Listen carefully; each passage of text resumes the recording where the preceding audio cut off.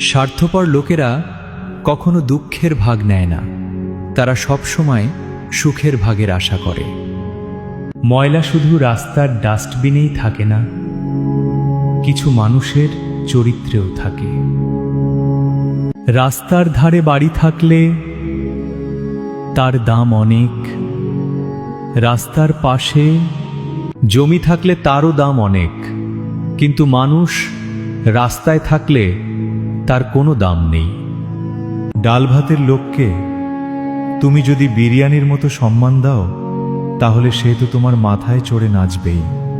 রাগ আর ঝগড়া দুটোই একই রকম জিনিস, থেমে যাওয়ার পর বোঝা যায় ক্ষতি কতটা হয়েছে।